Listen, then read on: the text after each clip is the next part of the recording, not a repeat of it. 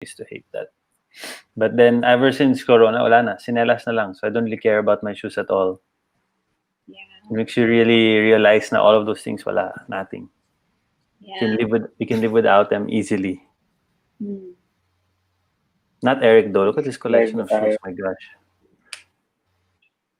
Si Mikel din, nagko-collect din yan eh.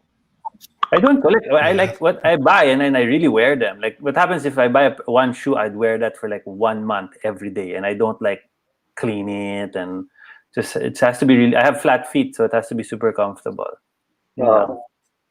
But I don't care. Mahal na shoes doesn't really bother me. The only reason I buy an expensive shoe now is for comfort, because I'm getting older, and if I'm standing all day, my God, my legs, my feet sakit.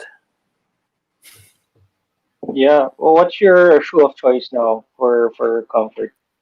The what's it called? The Nike. What the heck? See, I don't even know what they're called anymore. I forgot what these shoes are called. Jesus, I forgot. Is it the Epic React? Yon. The Epic React. Yeah, I have about 4 of those. Yeah, they're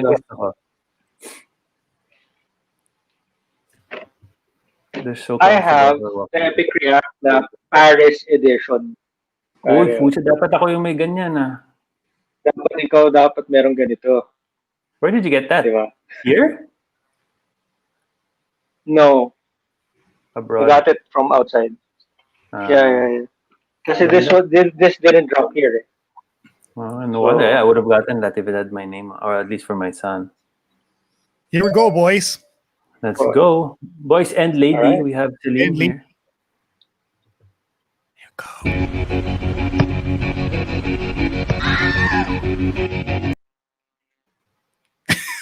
Palpak. Hang on. Ulit. It's not like we're live already. Don't worry. It's not like we're live.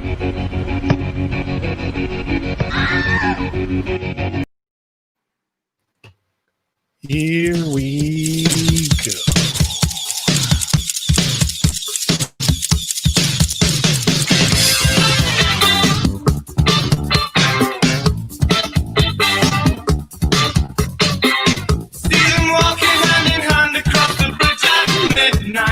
Welcome to Istoryang futBOLERO.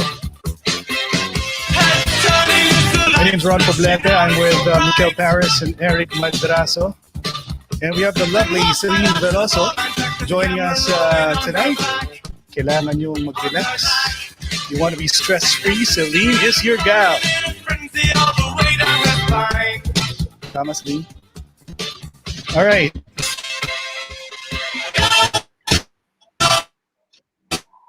Welcome to the show. And tonight we have very interesting topics to talk about. Obviously, nag-GCQ na. So maraming natuwa. At the same time, maraming are dreading the idea that we're back to the semi-normal situation where people can go out. But may caveat. Meron mga sort of restrictions. The mayors have put their foot down. And we will tell you more about that a bit. And obviously, we have our lineup.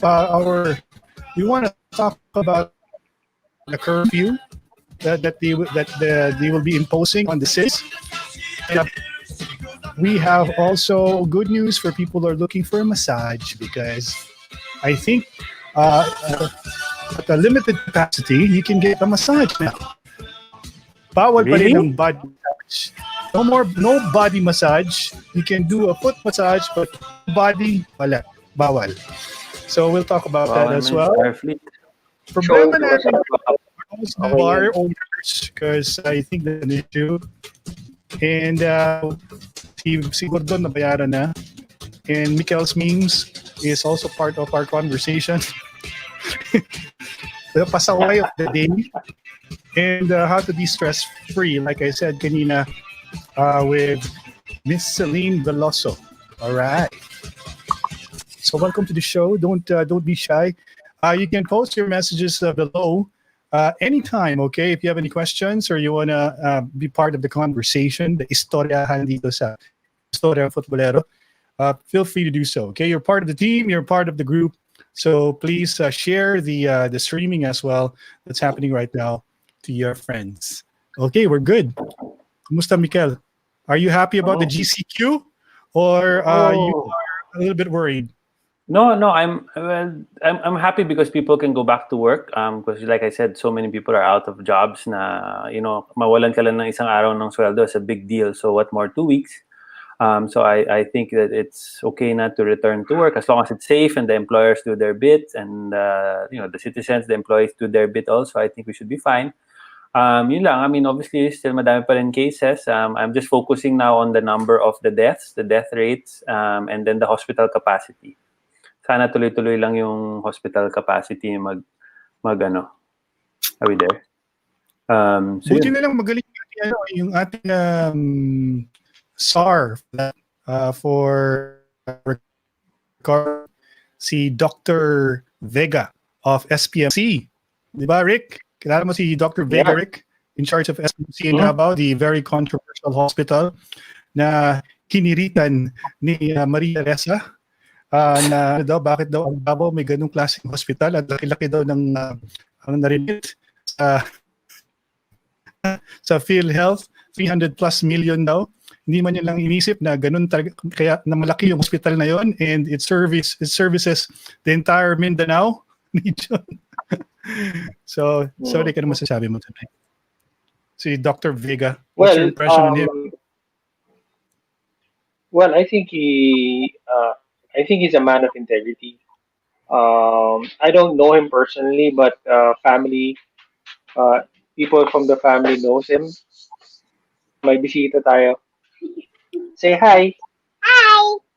Hi, May bisita lang tayo. how are you? Ayun na. Oh, you're fine. That's good. Wow. You want to be part of this? Okay. Pwede na ba yan mag-vlog?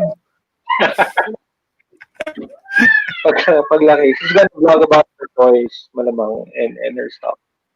But as I was saying, as we were so rudely interrupted, no? But yeah, I think family, our family knows their family, and wala naman akong naririnig ever since about them. He has a tough job, no, and hopefully people will just support them instead of just mocking them. Kasi nga, they're out there to protect us. They're out there to really try and get things done, especially in the healing part of the COVID-stricken people. So let's just give them our support. Let's continue to do so. Let's keep on praying for them, especially for their success. Kasi sabi nga ni Mikel before, no, kung if our government and our health professionals fail, everyone fails. So let's keep on supporting them. Yes. Amen.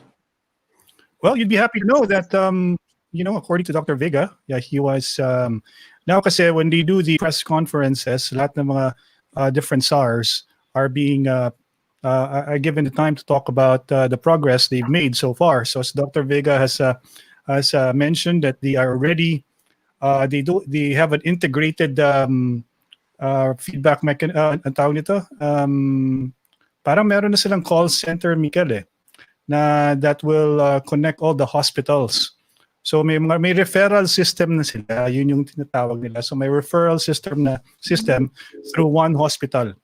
That is the name, the setup that they have right now for recovery. So if yung ating worries about people not getting medical attention, lalo na yung mga in dire need of medical attention, I'm hoping that this new setup will fix that problem. Because I remember, Mikel, you telling me before you have issues of friends, or I don't know if it's Mikel or other people mentioning to me that it was hard for some who needed need to go to the emergency room. Yeah, it was very hard. I don't know if it's improved yet, but it was very hard, especially the last few weeks and months. That's why I discouraged to go to the emergency room, whether it's COVID or not COVID. No, but definitely the COVID parts of the hospital were full. So kahit gaano ka kayaman, hindi ka makakuha ng room. No? So what more the others? But they were saying that there was space still in the public hospitals. I don't know, but PGH wala na talaga.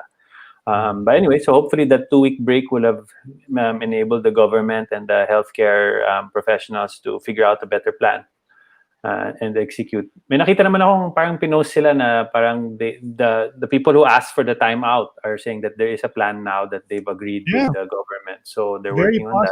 positive. Yeah. It was even it was reported on GMA News about the feedback of the Doctors Association, I think, or the College of Medicine doctors, group of doctors who are part of the decision making now. Kasi in the press conferences, kasama na rin sila doon. Celine, how are you? So, what do you think about the lifting of the MECQ? Does this concern you at all? I mean, you've been working at home, right? Yeah, I've been working at home, but Then, I guess it's a good thing. We can have more things to. It enables us to do more things, like do critical, business transactions. It's things that we need to do to live. Uh, pero I think it's still the same. Like yung approach ko is, kung hindi kailangan lumabas, wag lumabas, 'di ba? Stay at home, be safe, and do the necessary self-care. Kasi, every time you go out, you risk yourself pa rin. right. Oo. Wag muna kotsa. When you say self-care, Celine, diet is part of it? Meron ka bang, ano rin, do you eat right? Well, I try, balanced diet, definitely. That's one of the things. Kasi, pag nasa bahay ka, ang daling, kumain lang, di ba? So, you really have to be mindful of what you put in. Kasi, what you eat, that's what becomes you also, di ba? You are what you eat, sabi niya. So, syempre, wag lang puro junk food. Yeah, alam mo, I remember before somebody told me when I was very inquisitive and I started trying to find out more about the Brahma Kumaris practice. You know what that is? Yeah, So, I attended the retreat in Tagaytay. Oh, you did? Okay. Yeah, if I don't know if Miguel is familiar with that name, or si Eric. Before, when I was still in Davao, there was our neighbor used to practice that, and he would invite like anybody who would come, and then they taught me like this technique of meditating. It's called open eye meditation. Yeah. Well, what diba? Sabi ko, can you meditate with your eyes open? So generally, if you see somebody staring at the wall, and he looks like he's staring at the blank wall literally, that probably there's a chance that this guy's meditating. Because you pick a spot in the wall, and then you imagine a light coming out of that wall straight to your forehead. Ganun yung kanilang technique, man. So that was a little bit interesting. The reason why I mentioned that, Celine, is kasi I remember them, kasi vegan sila eh. They don't eat meat. Sabi nila, there's a transference daw of spirit. Like when you kill an animal, the way you kill the animal, yung meron ng residual effect yan to the person who eats the meat from that animal. So may transcendence na nangyayari. Yeah. So hindi ko alam kung naniniwala si Eric. That's why yung mga ewan ko ba, I kind of did it before, actually, but now if you attend the retreat, and they have a very nice retreat center in Tagaytay, the Brahma Kumaris, and they serve you vegan food, and super sarap. Super sarap. Like you don't even realize that it's vegan. Are you a vegan, Celine, or no? No. Okay, good. Yeah, she likes steak. Oh, okay. Good, good. The cavemen used to eat meat, so it's good for me. Um, but cavemen probably only lived 10, 20 years, so I don't know. Um, for me, in all things, moderation. Din dapat. So Yeah. you eat healthy, you exercise, but you're allowed to still eat, other stuff. Don't be like me. Like before this vlog, I ate like half a bag of M&Ms. But you are what you eat. So look at this, guys. So yun lang naman addiction ko. I don't eat really rice or anything. It's just mostly just sweet. What's that, Celine? Sweet ka. Super, super, super. Ask my wife. Uh, But yeah, Yeah. I definitely have too many sweets in this house. Like for the whole pandemic, yung mga lockdown, ang main priority ko always was yung snacks ko. Yung mga in-order ko sa online grocery shop. Ordering ko lahat ng snacks ko, tapos iabot ko na yung dun sa wife ko. Sige, orderin mo na kung ano yung kailangan nyo dyan. Uy, kamusta yung online grocery, Mikel? Online, actually, online grocery. We've survived here in our house from online grocery the whole time. So there's places like Landers, Metro Mart has been very good to us. Yeah. And then yung mga local, like if you join yung mga village Viber groups, there's so many things that you can buy. There's people selling meat, fresh fruits, they deliver to your door. So it's really, really good. Actually, it's even better pa nga, I would say, than prior to this whole pandemic. We were able to get fresher food and stuff, and people were able to reduce naman the prices. So okay naman. So far, okay. No, I think that's been a big, big help. Yung mga online groceries na yan. And it's also kept a lot of people employed, no? Kasi may mga delivery riders and people can still work in the groceries and other places. So malaking bagay din yun. Plus, it's safer than you going to the grocery. Right. I don't know if this is anecdotal, no? My niece kasi owns a milk tea shop. And prior to the pandemic, people would go to the store and buy milk tea. The And then what happened when the pandemic hit, so people are, they can't go to the shop anymore, so they were forced to do deliveries. Guess what? Alam mo sino pinakamalakas umorder ng milk tea? Sino? Mga nasa informal settlements. Sabi ko, so pinapambili Malakas talaga nila ng milk tea yung ayuda. Mabuti na milk tea kaysa sa alak. Grabe daw, bro. That's true. So I guess, I don't know. Malakas milk tea. Malakas milk tea ngayon. Yeah, masarap nga. Mas lalo pag umuulan. Yun. So nagmi-milk tea ka kanina, Celine, kasi umuulan kanina eh. Lakas ng ulan kanina. Anong iniinom mo kanina, Celine? Wala, tubig lang. Ikaw, Rick, tingin mo, Rick, yung situation, sa tingin ko, hindi naman siguro lahat bumibili ng milk tea dun sa mga informal settlers natin, the ones who are receiving ayuda, but do you think they're spending their money the right way? I mean, when they get support from the government, minsan siguro, I'm not sure if all of them, or probably if 50% of them spend it wisely. What do you think, Rick? Well, I think this goes back to one of our early episodes regarding financial literacy. Remember that, Ron? We talked about financial literacy here in the Philippines, and it's really poor, right? At this point in time, especially for those who are probably in the informal settlements. It's really just because they don't know how to spend their money other than buying the good stuff, no? Like milk tea. Yun lang siguro yung problema. But if you teach them how to actually spend their money wisely, they will actually do that. Kasi makikita nila yung value, yung cost and value proposition ng mga decisions nila. So I think that's going to be, it's going to be a challenge, especially for the educational sector, on how to, inform these people on how to spend their money more wisely. Kasi, going back to the topic. Sorry, yes.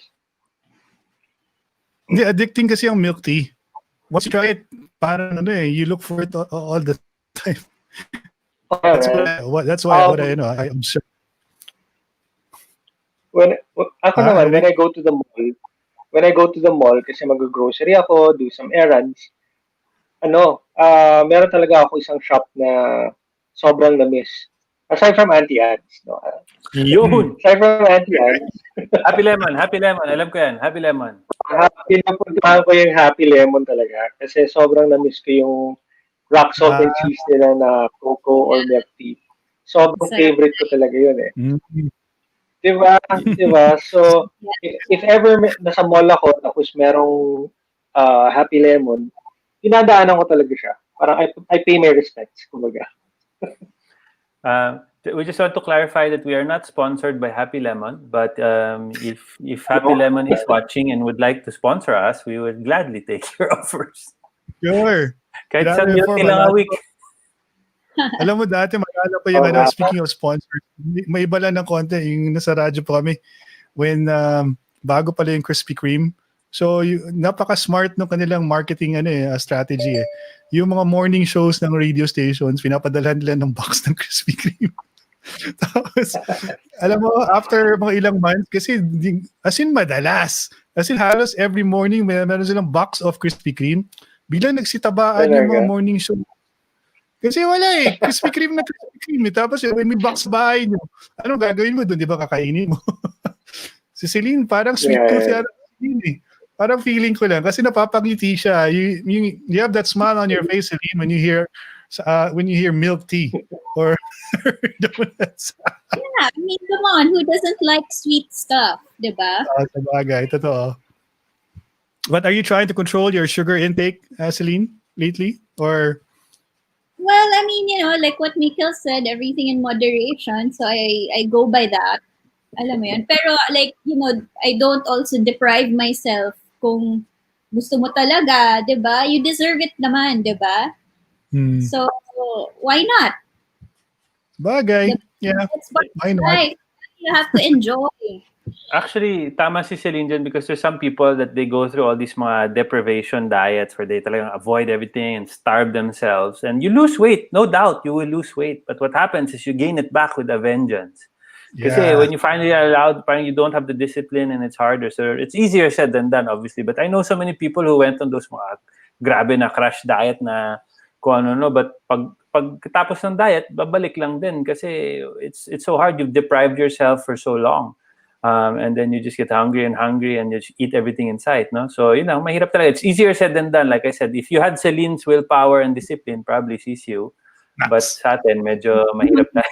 Ako, I can never say no to a bag of M&Ms. Never, ever.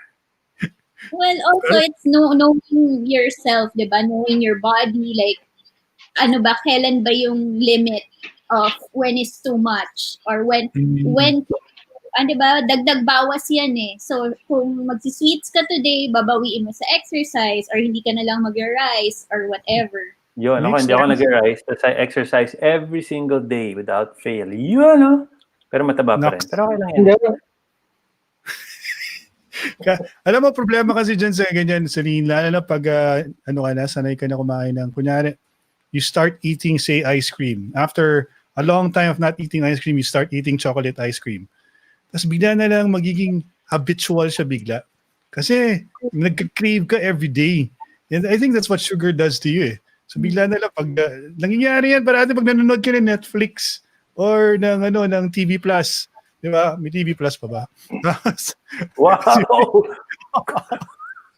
Grabe ka ron. Sorry. Too soon. Low blow, bro. Low blow. Okay. So ano siya, medyo may danger ka of parang, it's like probably smoking again. Pa-puff ka lang konti siguro, one cigarette lang. Before you know it, you're buying a pack a week later. Or same with probably drugs. Ganun yung effect ng sugar sa'yo eh. Kaya sometimes, avoid na lang talaga. Sugar is one of the most addictive things. I can give up almost anything, but sugar is one of the things I cannot give up. It's like so hard. Then you really go through mga like withdrawals, sasakit ulo mo, and mga it's really, really the hardest. So to our viewers out there, iwas tayo sa sugar. Tsaka diabetes is one of the comorbidities for COVID. It's Oh, one of yes. the dangerous ones. Oh, yeah. Yes. So, Definitely. so, Si Dr. kailangan Dr. Kicks iwas. is watching. Dr. Kicks, Hello? good evening. Si Doc Kicks. Good evening. Salamat sa pag-suporta sa Auntie Anne's Doc Kicks. Yun, all the way from Davao. And then si Paul Ian says, since nag-Wi-Fi kami, nabawasan talaga ang stress ko. This is nag-work from home. Gising ko, saktong 8 a.m. Bukas laptop, trabaho agad. Nakakain kasama ang mga anak, kaya enjoy. Yun yung okay. Yun yung actually, that's the good part. People get to spend. I mean, you know, the pandemic's been horrible, but you've been able to spend so much time with your family and your kids, diba? That's such a huge blessing na rin. So you get to know your family better. I mean, yun lang, you're stuck with your wife for 4 months in a house. So, in other countries, tumaas yung divorce rate. So, buti lang walang divorce sa Pilipinas. Walang hugot yan, walang hugot. Wala. I'm so blessed. Hashtag blessed. I'm happy. My wife is the best. I'm super grateful to be able to spend all this time with her. Bakit, maganda yung mga sinasabi mo pero bakit iba yung itsura mo? Parang Because I'm half expecting her to burst through this door and hit me with something on the head. So, that's good. It's good. But you know lang, even the ones who are having a hard time with the online teaching of their kids, alam ko mahirap yan, diba? That's pag-usapan natin recently. But take it na rin as an opportunity because at least nga you get to spend more time with your kids and be part of their education. You don't know when this will happen again. All of us have been complaining for so long na we need time with our families, ganyan. And finally, here it is. And be careful what you wish for. Tama. I'd like to acknowledge somebody's watching all the way from Hong Kong. Si Yolanda. Thank Hi, you. Yolanda. Yun, si Yolanda is watching all the way from Hong Kong. So, moving on. Guys, before we move on, kasi I just came from this mental health webinar kaninang hapon. Okay. And they were talking about, this stress and and what it leads to. There are a lot of stress kasi there's stress sa work, there's stress kung saan-saan, and especially that this pandemic is causing stress. Kasi stress ka pag nag-lockdown, tapos pag nag-open up ulit, like mag-GCQ, like today, nasa stress ka rin because you worry na now that people are going back in the streets, baka naman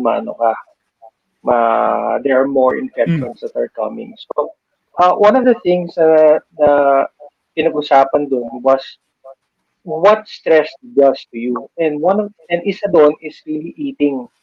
No, there are times na some people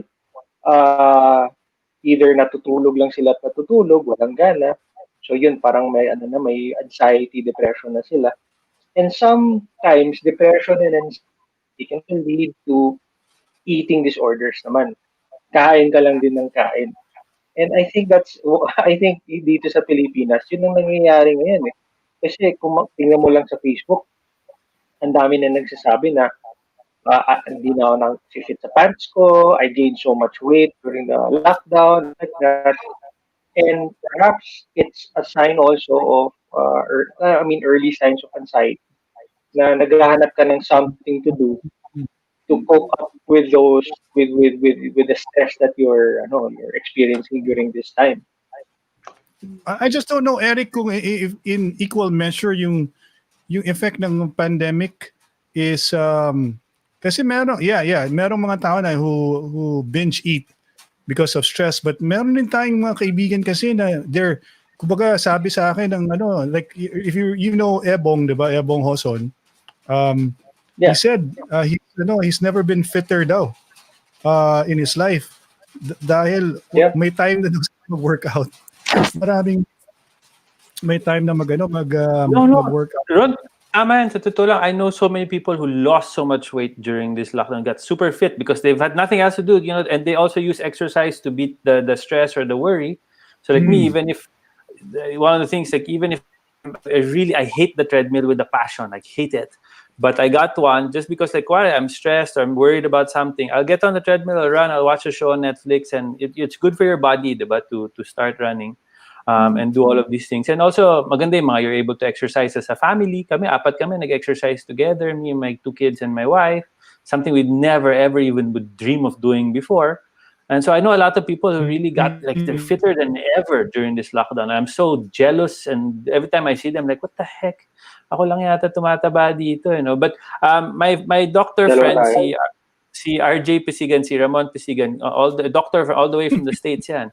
He watches us regularly. He said there needs to be other measures of health other than weight, because weight is super unreliable and RJ, I agree with you 100%. I weigh myself every day like an idiot, and I cry for about half an hour when, you know, the weighing scale fluctuates. And then even like the BMI, yung mga BMI thing. So like me, you guys have seen me, Ron and Rick. I'm not overweight by any means, but my BMI is like almost sagad. So I was like, what the heck? That doesn't make sense. So this is a doctor saying that the weight, although syempre talaga you don't want to be overweight, no? Pero we're so obsessed sometimes with those kinds of things, but you have to also look at the more holistic. Yeah. Well, you know, back to Eric's point about stress, because I think our bodies, the way our bodies work is the stress levels comes from drastic changes, and when drastic changes happens, our bodies are programmed with a fight or flight mode, diba? Parang our survival instincts kick in. And so that's why the first thing, diba, yung stress eating, for example, kasi parang our body saying we need to eat, we need to store energy. Or energy. You know, there might not be another day for that. So those are signs of, you know, like that's just our body's way of coping with like an external force that's causing us stress. So, you know, and I think being mindful and knowing that about our bodies is critical, kasi you can, having that awareness and knowing what the current science is now can like help shift the way you react and respond to things. So Celine, I'm using the M&Ms to cope. That's what you're saying. So I'd like to personally thank my bag of M&Ms for helping me to cope with all of this stress. There's no way that's healthy. Yeah, I mean, I know 100% it's not healthy, but it's what it is. But kanina, in our house, we're lucky enough we have like this walk-in pantry type thing under the stairs where my wife keeps all the junk, and my son caught me in there kanina. Sabi, oh, Dad, what are you looking for there na naman? Sabi ko, wala, I thought this is where we keep all the vegetables and the fruits. Hindi pala. So I left the room, and I was very embarrassed because he knew I was looking for my bag of M&Ms. Sabi ni Ramon Pesigan, there's that's my doctor friend. Other measures of health other than weight, because weight is super unreliable and inconsistent. Yes, and he also said BMI is super outdated now, but is still used because it is easy to get. So it can be Hindi very problema psychological. sa BMI. Sa BMI, ako obese class 1 na ako. Crazy. And that was like 20 pounds ago. Oh, that dun sa BMI part? Yeah, that's why I hate time, BMI. Yeah, kasi yearly kasi may kami, di ba? May annual physical examination kami sa work. So every time, I do the stress test and whatever, ganun. So pagdating sa weight, sa height, ganun, pagtingin sa BMI chart, uy sir, kailangan mo magbawas kasi obese ka na. So, di ba? And this was me before na nagpo-football ako mga 2-3 times a week. Nagja-jogging pa ako in between, ganun. Parang ang weird nga eh. Hindi ko maintindihan. Well, maybe they're also looking at your visceral fat, because that's the thing that you don't get to see, diba? So maybe that could be cause of the obesity. Anyway. Yeah, I think the lesson is... Let's not talk about my fats, guys. Let's talk about something else. Ayun. Mas mataba ako sa'yo, Miguel. Yung dealing with stress, ang dami na ngayon. Fat. Go, Celine. Ano? Yeah, like ang dami na ngayong ways to cope with stress, 'di ba? Parang one of the first things, and one of the things that I've learned during this pandemic is actually meditating, learning how to meditate. Like yung breathing, just breathing, 'di ba? Na para pag nasa-stress ka, you just take 2 minutes, 'di ba? And then just breathe in the oxygen. Kasi when you have less oxygen, nagpa-panic rin yung katawan mo eh. So like when you regulate your breathing and deep breathing, it helps the flow of your blood streams all over your body, and then it calms you down, 'di ba? Yung heartbeat slows, 'di ba? When you take deep breaths, and a simple thing like that can help Celine, reduce. Right. you sent me the link today, like si Robin Sharma, like I said before, is one of my favorites, diba? He's the one, that's where I learned the meditation, because there's many different forms of meditation. Like, you go pa lang sa YouTube, ang dami na diyang tuturo, no? But ang pinakamahirap kasi sa meditation is concentrating and taking everything else out of your mind. No? Kasi normally you sit down, say, I'm gonna meditate, I'm gonna sit down, mamaya malalim, ay, yung Meralco bill, di ko pa nabayaran, or ganyan-ganyan. It's just trying to tune out. So that guy, si Robin Sharma, ang tinuro niya, the way, like, kind of what like Ron was saying kanina, yung staring at the wall, diba? But yung sa kanya is he called it the heart of the rose. No? So you get a flower, like a rose, it can be a fake flower. And you just stare at the middle part of the rose, and you focus on nothing but that rose, and you just look at the petals of the rose, and you just think it. Eventually, you'll start learning to tune out all the other stuff, so you can just sit there and concentrate, and But kasi with meditation, people think it's just literally sitting and just doing nothing. No, it's also, there's different parts of it. There's like gratitude, all sorts. Kasi mahirap sa atin, we always focus on what we don't have, all the problems that we have. But if you wake up in the morning and you start your day being grateful for what you actually have, actually we tell our kids, kumbaga, and as before, we write down what are you grateful for, ano yung meron, ganyan, para you remember, kasi minsan you take everything for granted, na you focus on what you don't have, diba?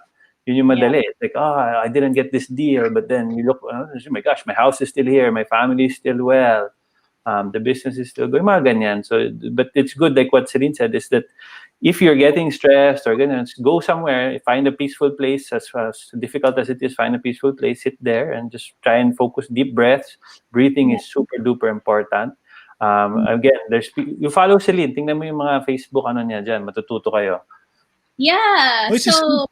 Celine, may song yan, may bagong single si Celine. She now recorded, she's now a bona fide recording star. No way. Oh, wow. Ron, you have to on play that. You have to play that. Oh, hindi kasi, hindi let's play it. Hanapin natin na. Celine, what's the title of your song? Hanapin nga natin yung song. I released an album, so it's... Oh my God. Yeah. Hardcore. Celine, hindi tinago mo sa akin ko na nakita to Well, it's very appropriate for the topic kasi the reason I created this music was really to help people. So it's to help them regulate what they tell themselves, because a lot of the external problems that's happening in the world and a lot of the anxiety is, I believe, also caused by what you do to yourself or how you think about yourself. So if you're not okay, diba, parang the way you respond to things externally is also not okay. But if you yourself are okay, if you're peaceful, diba, if you love yourself, if you are kind to yourself, then it will also have like a positive effect externally.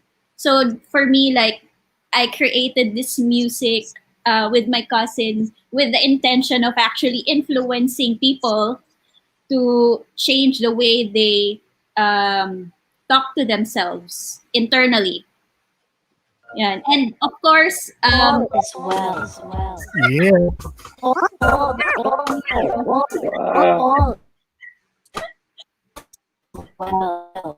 Better than this. Diba? That's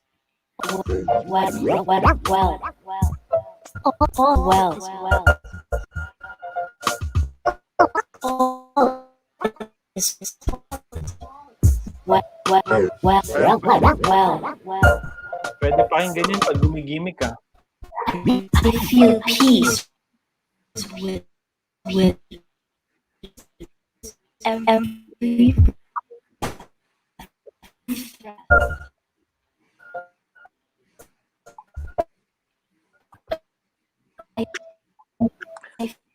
Parang It's on YouTube pala, galing. not meant to be. When did you launch this, Celine? Just last weekend. Congratulations. Thank you. Mamaya kakanta na rin yung tiro. nice. Well, if you notice, I'm not really singing because I can't sing. But the idea is positive affirmations with a modern twist, which is scratching. So my cousin DJ Arthug, shout out DJ Arthug. He's a very talented turntablist, and so he's been producing a lot of like songs in underground hip hop scene since the early 2000s, and I've always been a fan of his work. And so I want to combine our passions together and do something new, do something unique, and do something good for the world. So yung positive affirmations is meant to something that you tell yourself every day. Like kanina, I caught Mikkel saying mataba ako, diba? Yan, parang yan yung mga negative self-talk na subconsciously, we don't even notice, di ba, that we say. Pero, factual lang yun, Celine, factual. Yan, that's exactly what I'm talking about. But but that's true. Like I told you that before, diba? It's like it's important how you speak and how you view yourself, no? Because you are a reflection really of what you say. If you say all the time na I'm useless, I'm lazy, I'm fat, or whatever, that's really what becomes of you, and you eventually start believing that. That's why even for your kids, dapat habang bata pa lang, you already train them. Because when they say, "Oh, Dad, I can't do it. It's too hard. I'm not smart enough." You have to stop that right away and say, no, you have to figure out. I mean, you can't just say I'm a genius, I'm smart, and all that, but you have to say, okay, you say that you can do it, and what will you do to do it? Diba? So you cannot just sit there and say, kasi minsan mga bata, they get labeled already, bata pa lang, diba? In schools, minsan the kids kasi, asarin ka ng baboy ka or bobo or whatnot, diba? So you have to train your kids to see themselves as better. And also to put the things in place so that you can get better and don't view yourself. Ang dami kasi mga confidence issues, diba? Ang dami, so many people they see themselves as so and also so many people who are insecure. That's why ang dami nag-aaway sa Facebook and they channel that in other ways. Ikaw na lang aawayin pero sila talaga yung insecure, yung mga ganun. Yeah, that's why I listen to my album. Scrubbing Good Vibrations is the name of the album. It's available everywhere. Spotify, YouTube. Ayun nga, pampagood vibes. That's the point. Pampagood vibes, diba? To yourself and to society. So to our viewers, this is a good example of how good vibes, kasi lahat tayo medyo stress, ang dami natin mga kaway, especially with all our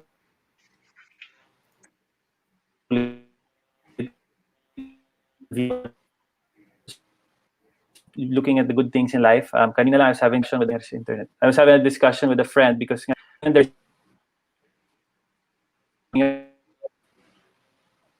affected because of their political views, or they tweet something and somebody says, "Oh, you should boycott." Nangyari na sa mga internet natin. Censor na tayo. I don't know what's going on. Oh, I think it's the rain, no? I think we're all having weird. I think No, si Miguel nawala na. I'm having trouble din dito. Lakas ng meron mo kasi there's nawala. Anyway, yeah, Celine. So it's very simple. Words can make a difference. But it doesn't have to be much to sort of like reprogram your brain. Or Yeah.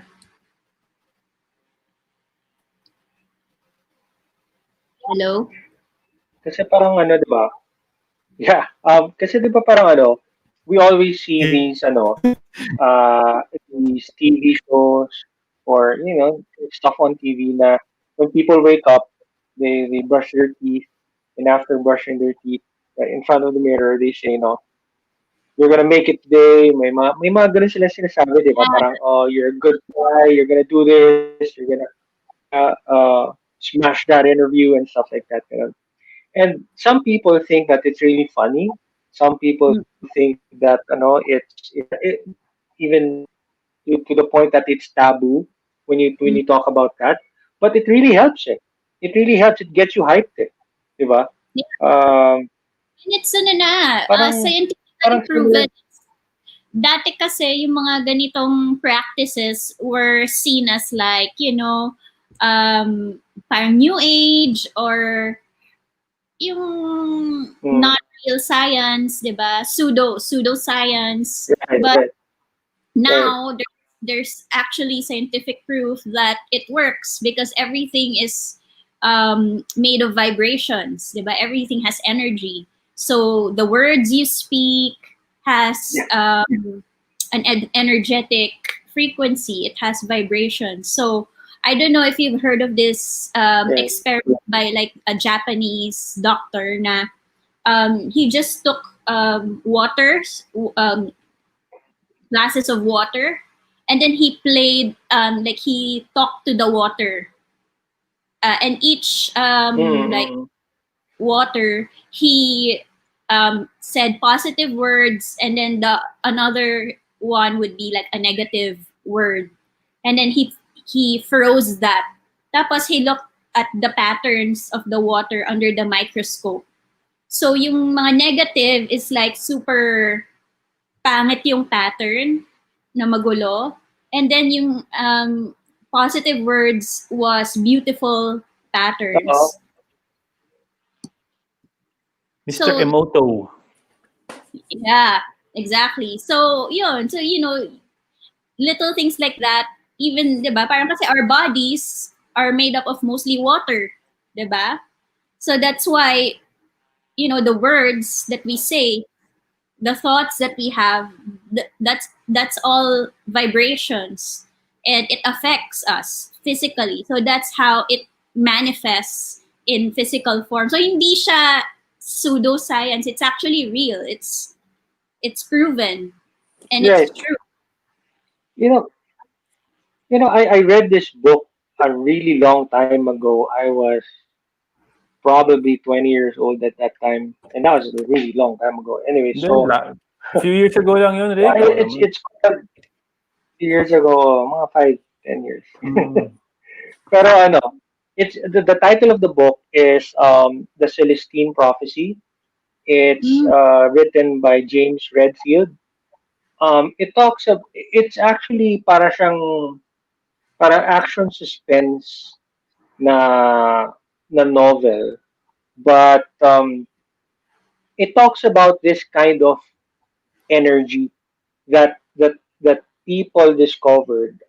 Medyo nakalimutan ko na yung story ng book, but this kind of energy that is being transferred from one person to another, wherein pag nag-aaway kayo, it's actually kind of like an energy struggle, no? So like it's you're getting the energy from that person and para manalo ka. So you do stuff so that the energy level of that person will go down and you're able to get it.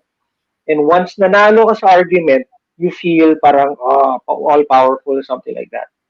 Now, when you're doing something kind to a person, it's like you're sharing your energy sa tao yeah, na yun.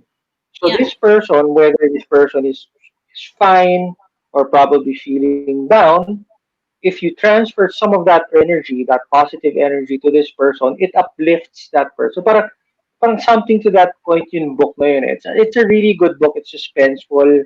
Umabot sila sa Peru, naghahabulan sila doon. But yun lang yung maalala ko doon. But the thing that I really remember from that book is really that power struggle when people Is this are prophecy? interacting. Celestine Prophecy, yes. James Redfield. Ayun. Yeah, James Redfield. Yeah, I remember that book. I actually read that. It was Oh, yeah? fascinating as well. Yeah, I read this like 20 years ago. I think I remember that. Ayan. book. Baka sabay pala kayo I think that's nagbabasa, what may the book book, came. may book club pala kayong dalawa nung panahon. Oh, yeah, of course, there are questions about the book in terms of the legitimacy of the concepts there, because it's not based on science, no. And No, James it's Redfield, really fictional. it's not. So basically, it's just basically theories, and then it's how he did it is he crafted a story to sort of like exemplify what we have as human beings. Like Yeah. we are Mm.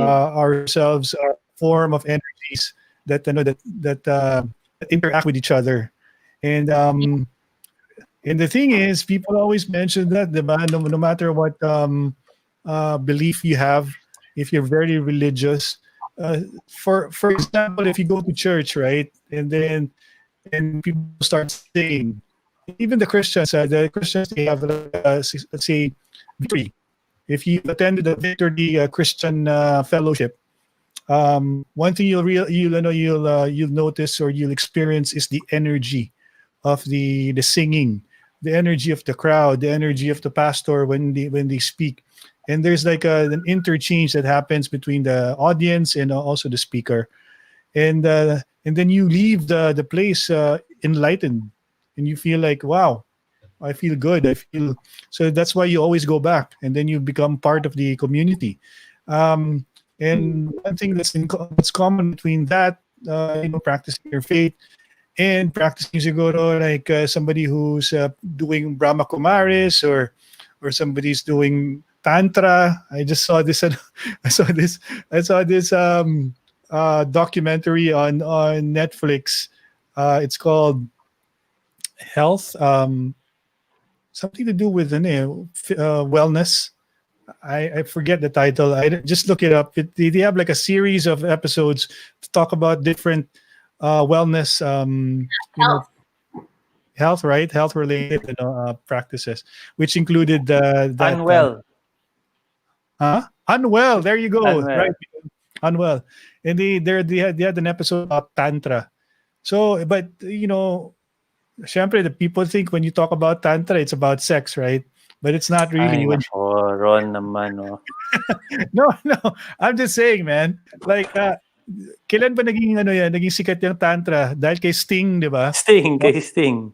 Kay Sting, si Sting daw, he can go on for hours before getting an orgasm. Ni Sting. So, Good job, that was Sting. Di ba? Lahat ng mga lalaki talaga, ibang klase si Sting, ah. Parang naging mythical figure si Sting bigla dahil dyan sa tantra thing na yan. What's the common denominator between all these practices and beliefs is the idea that energies are in play. And Celine believes the practice. What do you call your practice, Celine? What's this practice that you're doing now? Reiki. Reiki. Reiki. Okay, Reiki. So it's a Japanese spiritual form of healing. So it uses the same concept where it's like praying. You're connecting with God. You're connecting with the divine source. You're connecting with the universal life force. There you go.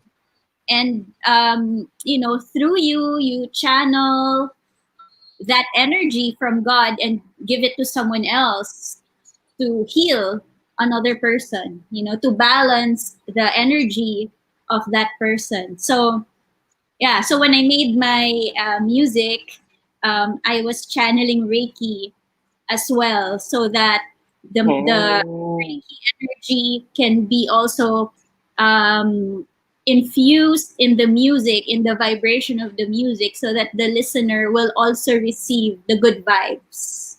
Yeah.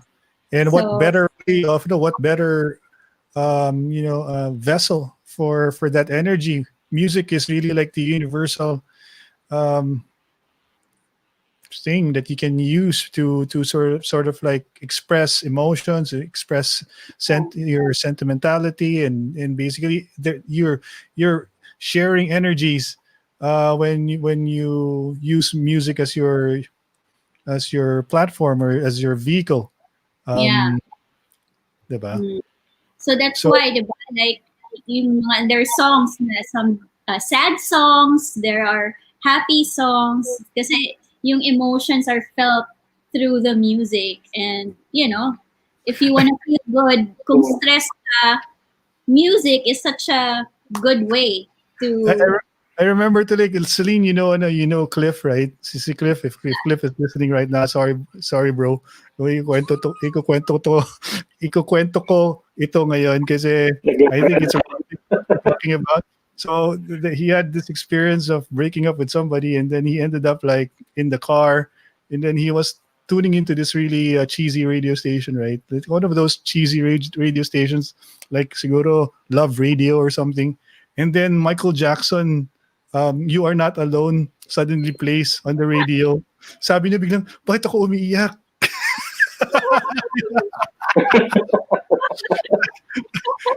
Tears that suddenly like rolled down his face tapos, and he was crying to the song. Hindi naman daw siya Michael Jackson fan. Naiiyak ka talaga. Yeah. Okay yan. Yun.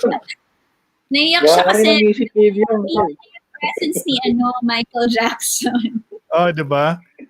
Yeah, sometimes I wonder about Yeah. that. Like, there are songs that really make you feel good. Yeah. Kaya I know some people would play a song like 30 straight times in their car. Like, naka-repeat na lang yung kanta. Tapos, hindi ka pa nagsasawa sa kanta na yan? Hindi. Tuloy-tuloy. One trip talaga. Same song, man. I remember tuloy are you familiar with Natalie Imbruglia? Yes, Torn. Yeah, of Horn, course. diba? Yeah. Horn. Taka para malaman lang nung ating nakikinig sa atin kung ano yung song na sinasabi ko. If I can find it. Baka makopyright ka dyan, mag-mute. Ayaw nga. Thank you to Joy Eleazar, who's watching us all the way from Belgium. Wow, we have so many Oh, international very good. viewers tonight. Thank you so Diba, much. galing, no? We have Hello. somebody from Spain as well watching. Sino yung from Spain? So we have Joy Eleazar from Belgium watching. And then we have somebody from Spain. I think I posted it. Hola, diba? Ayun, si Maribel Spilok. Hola, Maribel. Hola, ¿cómo estás? Yeah. Thanks for watching. What time is it in Spain right now? Probably Wow, about 7 or ano? 8 hours. 7 or 8 hours behind. Mga 7 Okay. hours yata.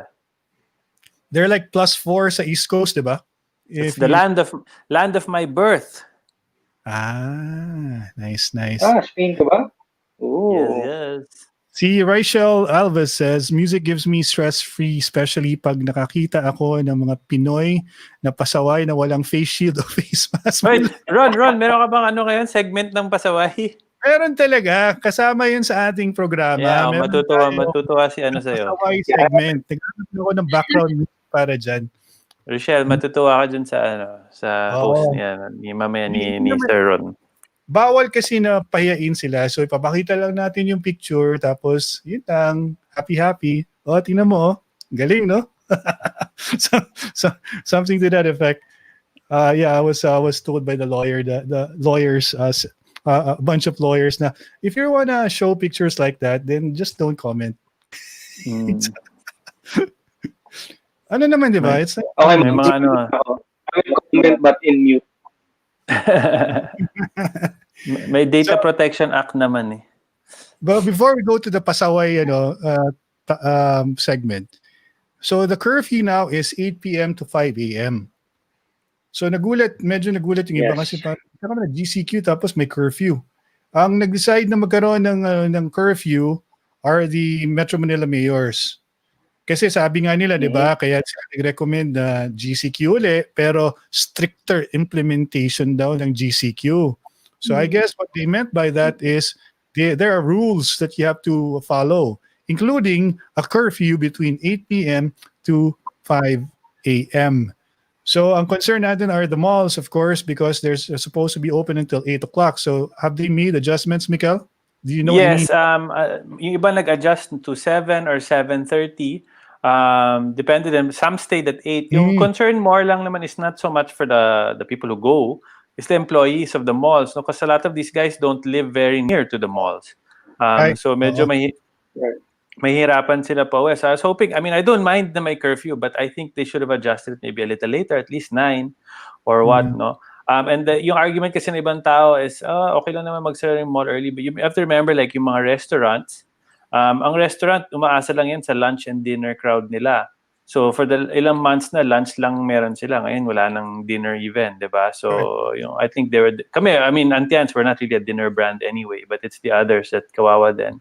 And also the people who work in the malls, the janitors, the securities, all of those guys, once they clock out, they still have to make their ways home. So sana at least to be some leniency towards those essential workers kasi pa rin yung mga nagtrabaho sa mall.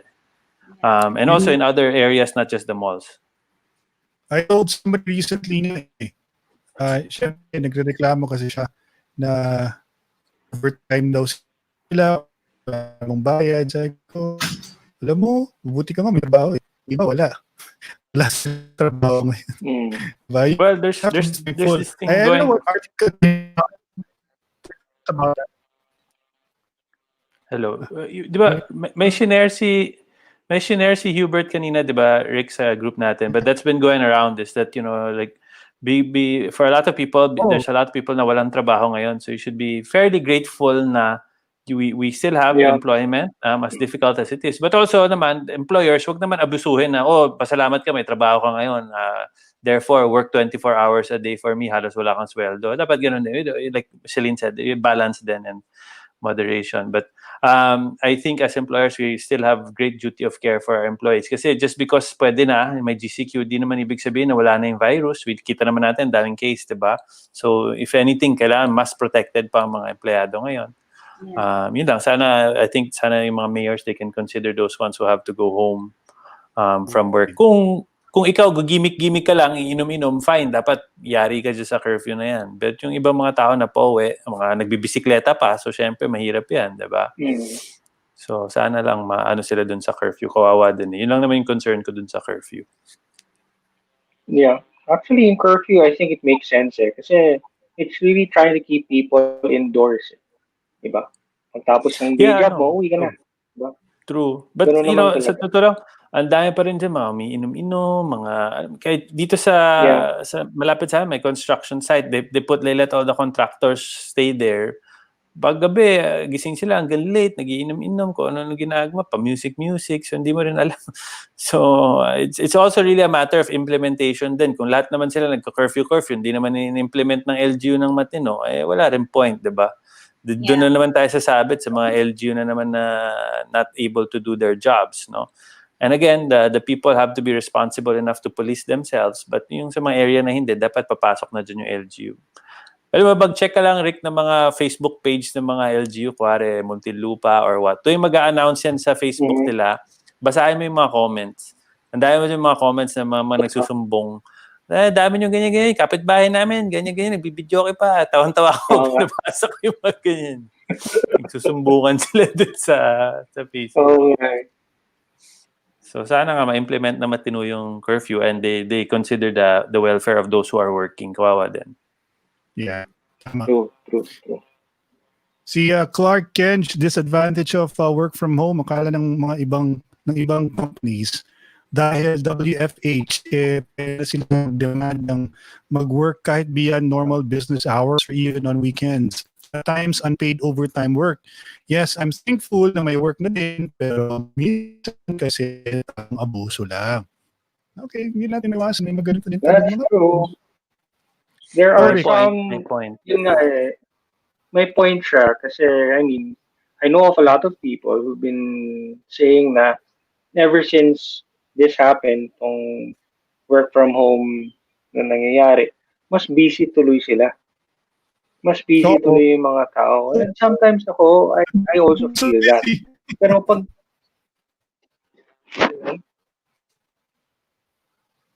Go ahead, Rick. Go ahead, yeah, Rick. so I was just saying na ganun nga yung nangyayari ngayon. So some of these employers are kind of taking advantage na, nasa bahay lang naman yan, may, marami yung oras. The thing that they don't realize is actually mas busy nga ang mga tao ngayon kasi they have to mix personal life with work all at the same time. Tulad Mm. ako, yung early days ng vlog natin, minsan tumatayo ako kasi may niluluto akong pagkain, di ba?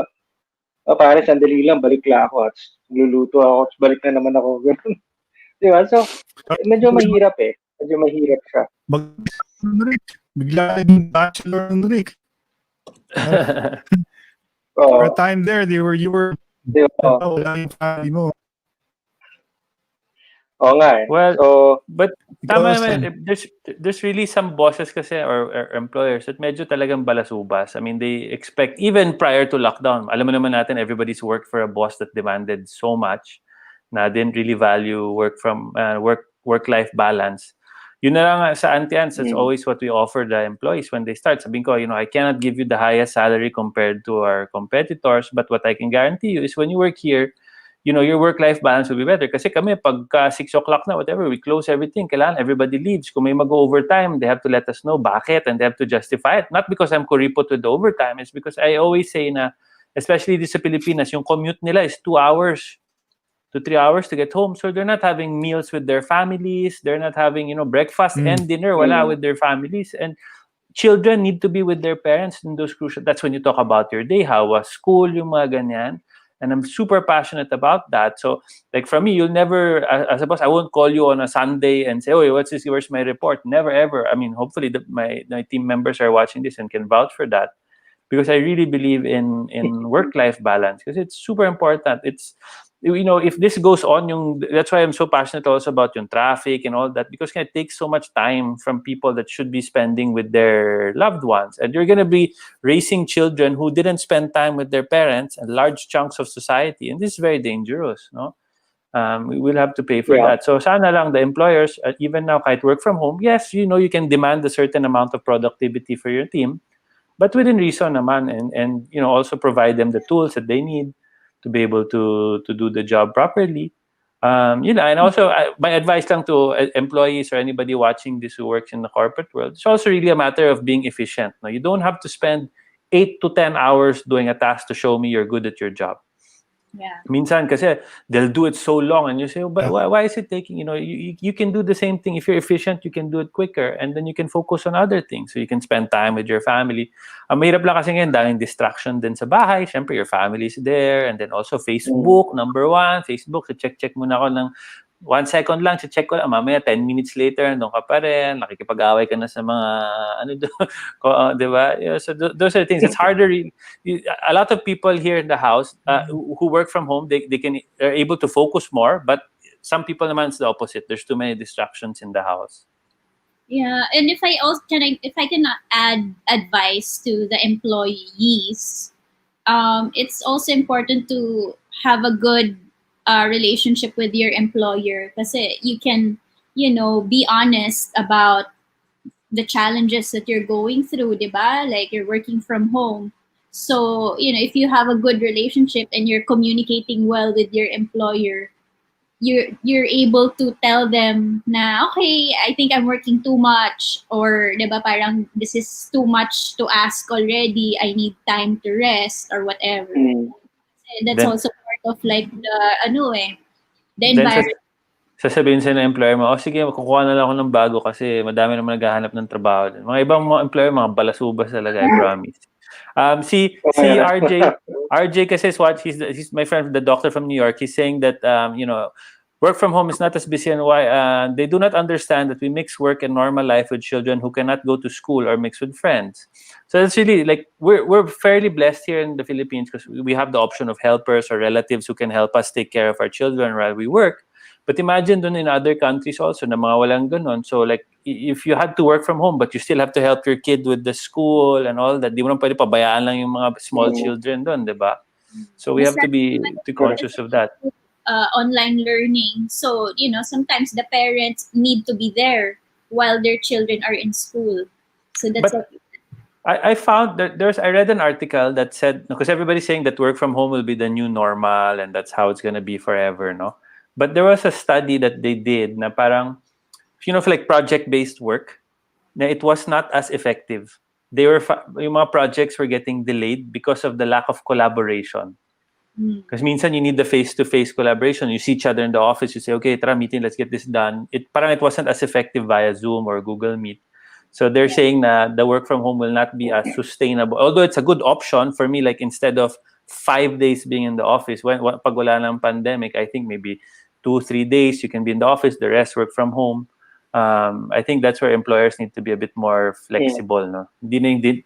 For me, kasi I don't understand. I don't know if it's very Google-fied, but I don't understand the need to physically be in an office 9 to 6. I don't, parang for me, that's so outdated already na parang you don't have to be there all day to be an effective person. It's never worked for me and I don't demand it of actually, palagi kami nagka-clash ng mga HR niyan. Kasi the HR says, sir, kailangan nila mag-clock in, ganyan. I was like, really, honestly, my direct team, they don't report to me on their hours. Because I know them, I trust them, we do the work, it's there, I see it. I don't have to keep on top of them. We have a trust, like Celine said, you have to have a relationship with your employer, and we do that. And even yung mga leave, I don't count. Like they keep giving me mga form nila. I was like, why? If you need to go be in your son's or child's play in school or do school activity, you tell me, you go. I have no problem. I will never say no. You cannot go to that. But yun na nga, kasi there's a trust. I know this person won't be abusive. He won't just take time off for nothing. And the work is always getting done properly. I wish that more employers would be as flexible. Ang problema lang kasi madami talagang abuso din. Sabihin, I was working from home, then doing nothing, diba? But I choose to focus on people's good nature. And I give you the trust, you repay it back, and that's it, we're happy, diba? If you abuse, then problema mo na yun. Hindi ko na bad karma mo na yun, hindi ko karma yan. Well, I mean, you're a good employer, so thank you for being one of those good ones.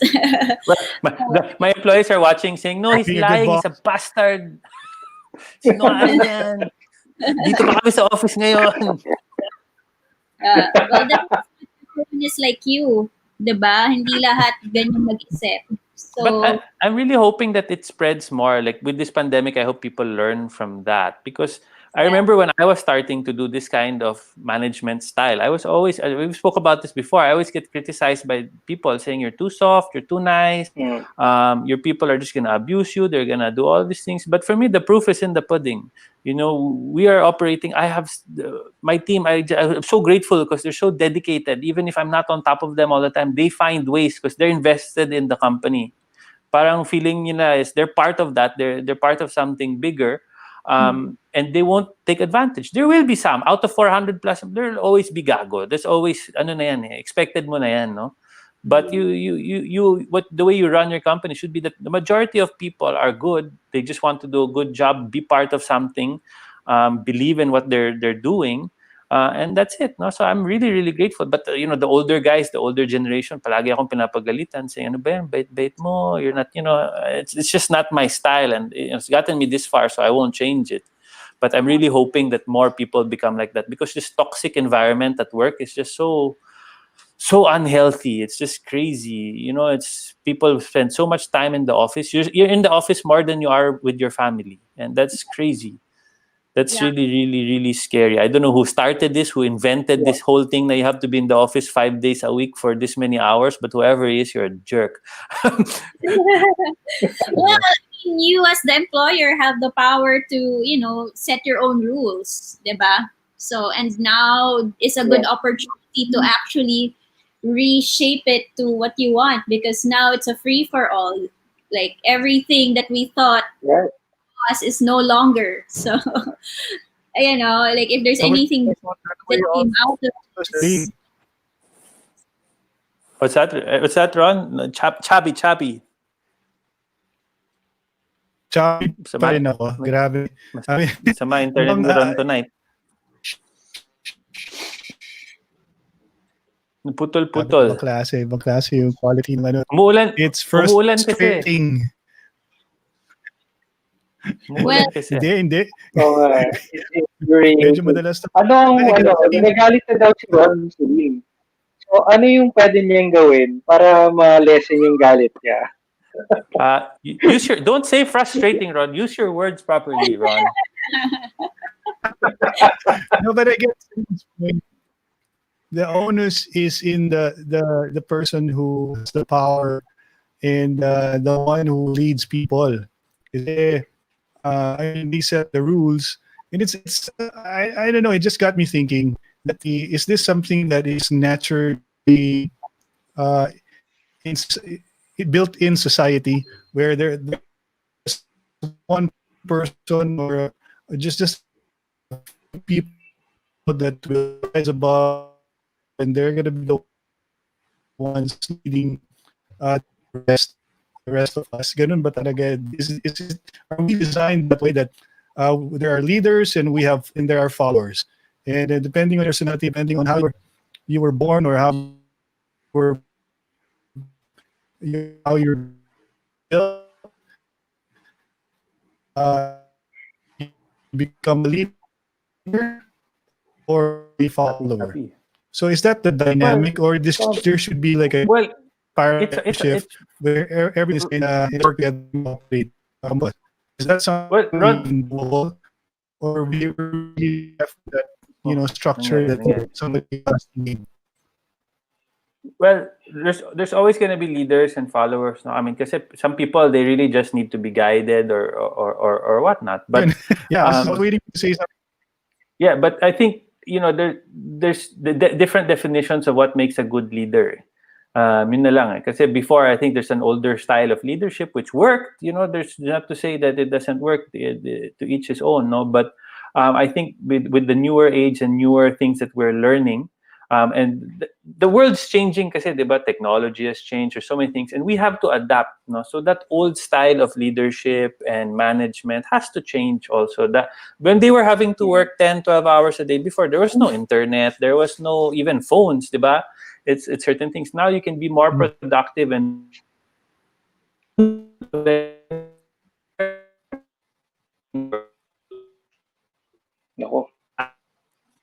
so technology. Hello. Okay na. Oh, no. Okay na.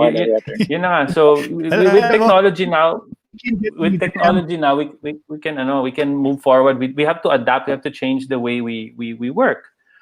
It's just ridiculous now we're trying to do the same style even though everything around us has already changed, diba? So we can, with the mere fact that you can do vlogs and all sorts of stuff, you can collaborate with. Before, let's say your client mo from abroad would have to fly all the way here for a meeting. Now you can talk to them via video call, provided the internet's decent, diba? Yun lang, so you have to adapt. That's why for me, like all employers, sana they take this opportunity, like Celine said, na you look at this situation now, and maybe we can make some changes where we can. Ang mahirapan dyan is like yung mga offices eh. So if all of a sudden you don't need large offices for whatever amount of people to work 5 days a week, magda-downsize yan. Yun yung magiging concern dyan. So, for every... Go on. Yes. Yeah, we adopted fairly quickly with the with all the changes. Everyone works from home, and the adjustment was kind of difficult because syempre, like being in an agency, if you're working with creatives, collaboration is really important in between departments, and so communication was a critical thing that we're still trying to work on, even like almost after 5-6 months now of working from home. So we're doing a lot of efforts to ensure that, alam mo yun, there's still interaction between the people. Having regular chats, video chats is super helpful. Like, having the humanity aspect of it. Na it's not just like work, diba? Parang there should be moments for socialization and stuff like that. So, being mindful of that is important then. Very true. Lalo And na I even think like this pandemic, mental health. I don't think Oh, go, Rick.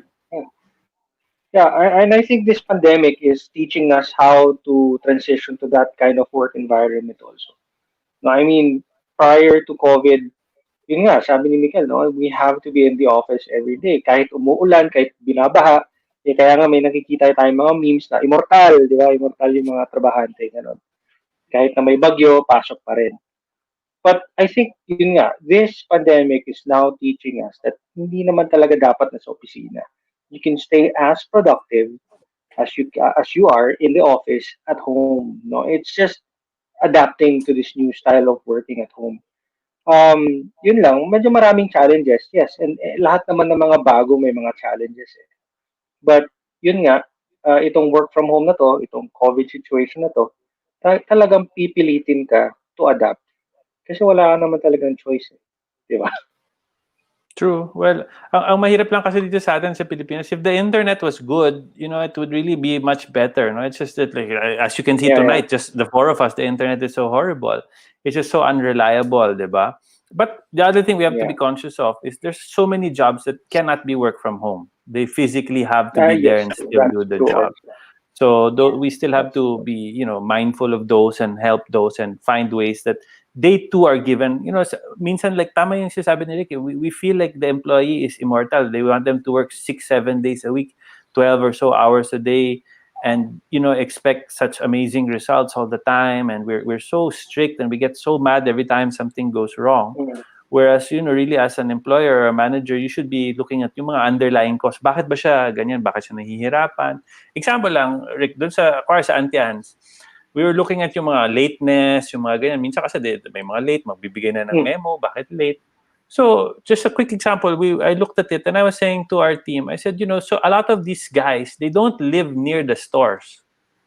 And I said, it doesn't make sense because we have stores all over Manila. So why can't we reassign these people to stores near their house? Kasi nalalaman ko 2 to 3 hours yung mga biyahe nila just to get to the store. I said, Yeah. it's ridiculous. So I said, so we look at the list, saan nakatira lahat to? And then we reassign, we move them around.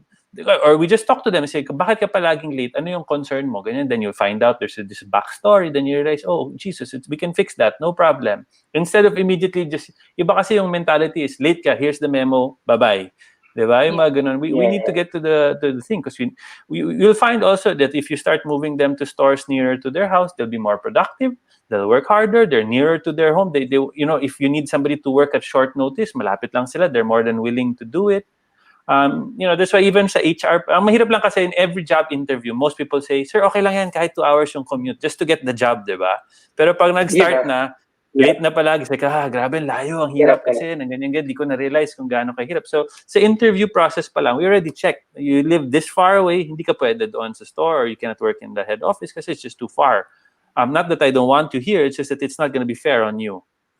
But parang we should be more cognizant of that and understanding of those kinds of situations. Again, easier said than done, especially now. But sana we learn from this, and those who really have to physically work, we do better to take care of them. If anything comes from this COVID, is I hope it's like a reset button. No, now it gave us time to stop and think and look at what we're doing. We won't get an opportunity like this. Hopefully, I hope we don't get another opportunity like this. Now we have to lock everybody up. But we can look at the situation and say, what can we learn from this and what can we do better? Parang the universe decided to tell us, stop muna kayo. Yeah. Ang gulo-gulo yung mga tao, you're so, you want too many things, you want it done too fast, ganyan. Stop muna.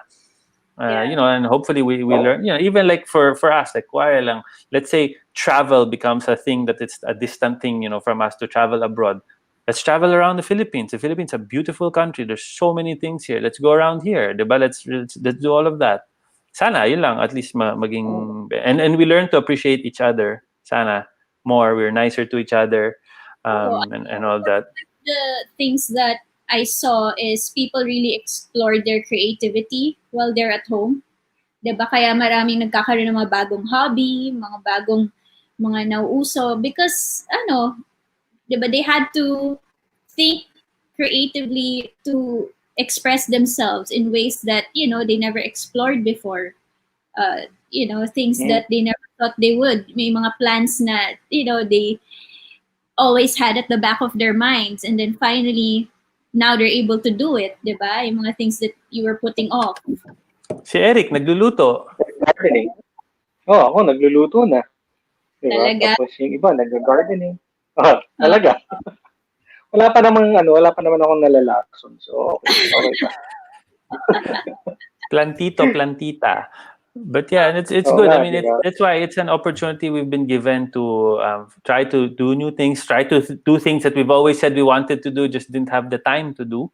And now we have this. I mean, there's so many, like Celine has this whole music thing going now. It's just so many different things that people are able to do now. So sana nga we were at least from the difficulty and the horrible stuff that came from COVID, there's also gonna be some good things.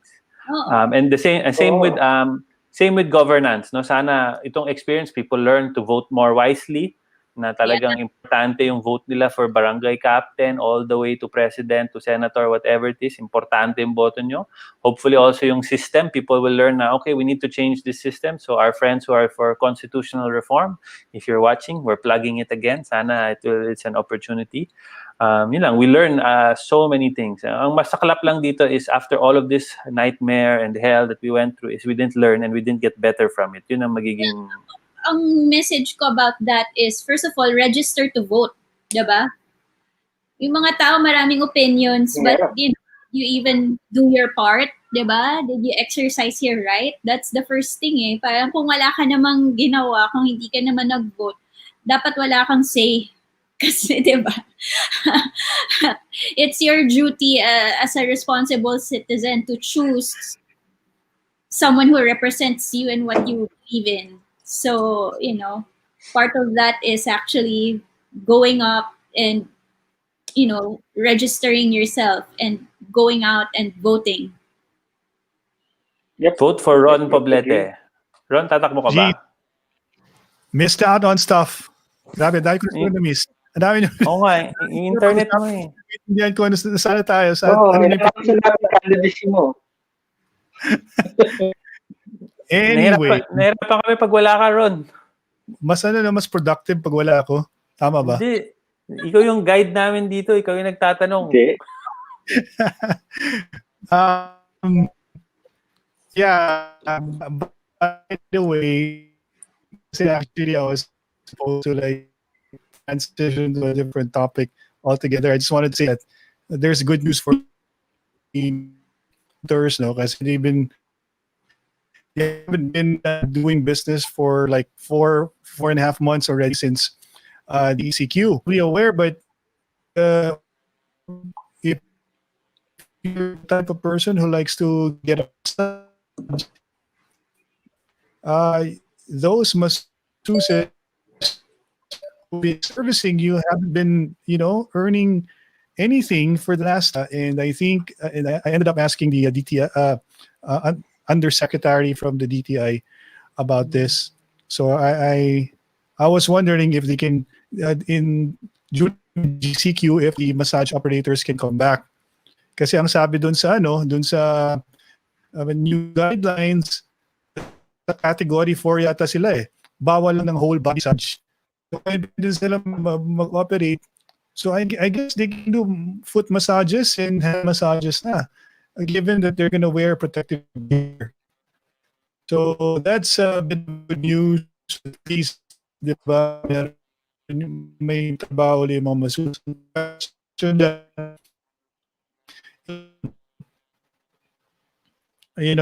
Would you get a massage, Mikael, Eric, Lane, if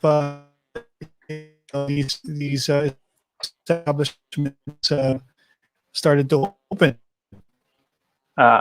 Me personally, probably not, because I'm super OC and petrified forever.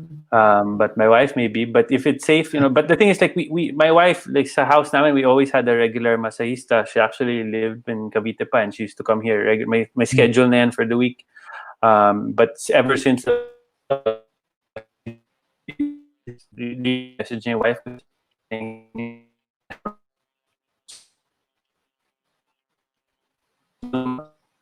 Man, chubby ka na.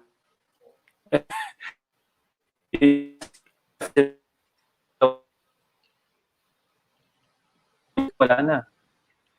Galit talaga sa ating internet today. Oo Yeah. nga eh. Sorry yan, medyo okay ka na ngayon.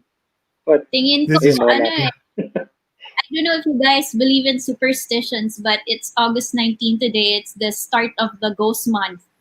What? Today is the first oo nga no. Grabe ka naman siya, nanakot ka pa. So, mag-alay tayo ng Oo pray nga. for hungry souls. Ayan. Oo nga no. Marami Well, nood na mag-isa lang sa bahay. Tapos, start month. Ikaw talaga. Candle for the souls. Ayan. ghost month nga pala. Anyway, so Offer a we're- prayer. Well, ako, we can only Hey, hope sorry. for go ahead. we can only hope for the best sa ating mga sisters who are in the massage business. Obviously, we're just talking about the legit massage, hindi yung massage na may happy. Ano yan? Hindi ko alam yung ganyan. Ano yan? Meron bang illegitimate massage? Ay, Tell me more. Ay, then, Asking for Marami- a friend. Asking for a friend. asking for a friend. So, For yes, science. yung mga legitimate businesses na mga massage parlors who offer really, legit massage. So we're worried about them. Kasi I know of some massagistas who they were asking for assistance from the government. Unfortunately, they weren't given. And sabi nila is meron naman kayong trabaho doon kayo sa inyong amo, di ba? So, we have local office na medyo rin talaga na competent. Not only massage business is in a bit of is on shaky ground. Yung rin, yung mga bars na pala, kasi previously they were allowed to serve dinner, right? And now it looks like parang isip eh. So, gaya niyan, our good friend Paolo Bijones, who owns a bar in Mandaluyong, he's affected by this, obviously. We hope to ask him about that, kung, what he's doing about this, or do they end up doing deliveries naman? O hanggang lang ba sila? Let's try to have them on Friday. Because they can serve. Let's try to have them on Friday. Or some other day, no? Ask them about Let's this ask curfew Paolo. thing. Yeah. Kasi, yun nga, there are so many people, so many businesses that are being affected because of these new rules, no? Especially this, itong curfew na to. So there were a lot of establishments that were hoping that they could actually serve dinner na. Pero wala. 8 o'clock yung curfew. Well, hopefully hanggang August 31 lang. And after that, sana naman maging disiplinado na yung mga Pinoy para magkaroon ng confidence yung government to lift that curfew. But, man, medyo mahirap. Hindi pa tayo pumupunta dun sa pasaway section mo ron. Medyo nabidisheartened. Oh, nga. I just remembered, if you know Mon Kualuping, he's one of the assistants. Yeah. He's now the Director General of the PIA, the Philippine Information Agency. And he posted something about empathy. Have you read his recent post? Because empathy is the ability to see another person's point of view in putting yourself in someone else's shoes, diba? Ganun yung empathy. And I think it's in the same way you have to develop, especially in our situation now, that when you think about the other person, you have to look at it in their eyes, no, or in their experience, so that you'll understand, you will act accordingly. I think that's Yeah. that's the bottom line. We need people to develop a little bit of empathy. Yun. Kaya, sometimes when people decide to quit and they don't have anything better to offer, you think, okay, ano kaya yung mindset ng tao na to, ano yung nasa isip niya. So feeling niya pag binara lang niya to, inasara lang niya, ginago niya, or he says something, smart, siya on social media, what do you gain of that, right? First of all, you're just upsetting someone else. And then it doesn't really help the situation. And it doesn't make you a better person, obviously. So what is what is the value that you get out of of having that attitude? So buti na lang si Celine nandito giving us some positive vibes, no? So people will have like a different take on things. Yan si positive guru natin si Celine. Buti na lang she joined us today kasi people need some positivity. Palagi nakasmile. Wag lang COVID positive, basta positivity. Oo, tama. Ibang positivity. Positivity. Tapos si ano pala. Yes? What you were saying about empathy, that also ties into compassion. Like, I know you mentioned this before. Yun nga, now is a time for us to be more compassionate about other people, diba? Parang, if we can, if we have the resources or the means to share, diba? If we have the means and the resources, like even brain cells to understand other people and their struggles, diba? Parang minsan kasi a lot of people they're acting negatively or they're acting in a certain way because they have a lot of needs, diba? They're not being heard. A lot of they have many problems. So if we are able to be compassionate about their problems, then we will be able to understand why they're behaving not in a good way, diba? Right. Yung mga pasaway. Pero meron din talagang pasaway na masama. Oo, na masama na talaga yung ugali. Yung mga shellfish. Yung mga shellfish. Hindi dapat tutularan. Yung mga, wag tularan. Tama. Oo nga, tama ka, Celine. Yung sinabi ni Celine, parang marami kasi akong mga kakilala na may first impression ako na hindi maganda. Okay. But after nakilala ko sila, okay na. Alam mo yun? Let's say my friend, and he knows this. His name is Martin, and I'm not sure if you guys know him, but my friend Martin, he's really this big asshole. When I met him, I can use that word, no? But anyway, impression mo lang siguro yun. He's always baka nga anyway, basta ganun nga yung impression ko. Tapos I really parang I'd stay clear of him, di ako nakipaghalubilo masyado sa kanya, ganun, at the start. Tapos, one fateful day, in-announce sa meeting namin, I work with this guy, in-announce sa meeting namin na we will be reporting in the same department, na reporting to the same boss. Tapos ito pa, magkatabi kami na workstations. So parang siya pilitan ako, di ba? So, okay, so nandito ako, ganun. So nag-uusap na kami, ganun. And I got to know the guy. Right? And he was actually a really good guy. And I kind of understand where he's coming from. He's projecting an image. And mali lang yung basa ko dun sa image na yun. So, every time ngayon, one of my best friends, lumalabas kami, pre-COVID. So, pag nasa bar, ganun, Eric, sino kasama mo dito? This is my friend Martin. He's an asshole, but he's my kind of asshole. That's how I introduce him now. Ganun. Tapos when people get to know Martin, they go back to me. Alam mo, Rick, asshole nga siya, pero he's a really nice asshole. Alam mo, yung parang gano'n na. So he's branded that way now already. So if you just get to know the people around you better, it's easier for you to understand it and to appreciate these people. So fear of the unknown, yun pa rin yung problema natin. So, iwasan natin. So what you're saying is, di ba, parang let's not be judgmental, diba? Parang everybody has their own struggle. Everybody has their own challenges, and instead of Hello, judging, diba, let's come with compassion, understanding where they're coming from, diba? Kasi hindi mo naman yung story, diba? Hindi mo naman alam kung ano pinagdadaanan niya, Right. diba?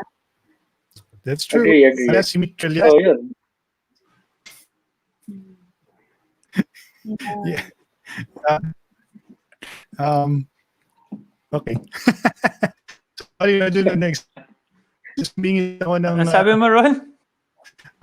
political si Trillanes yung ma-meet mo. Talagang in person, mukha talaga siyang antipatiko. I've met him in person. Oh, Celine met him na. Okay.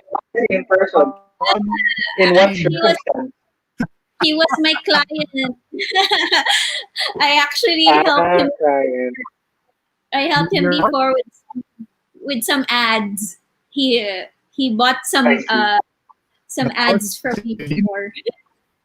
But that was okay.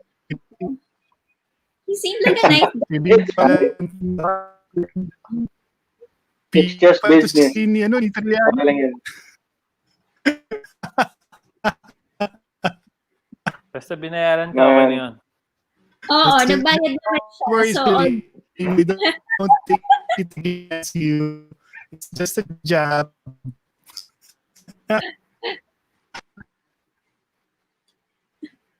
Okay. Oh, yung iba, ang daming pera. Ang daming bayad ng beer. At saka naman pang ads. Ayos yung pera ng taxpayers natin yun. By the way, it's time for me to see. So, Oh, chubby, Ron, chubby. It's time for what? Sorry. Time for... Ron? Raffle? May raffle tayo? Anong price? Time for Mikael's meme. Oh. Mikael's memes. Okay. Wait, FYI, Secretary Anyo, hindi galing sa akin yan, ha? Totoo yun.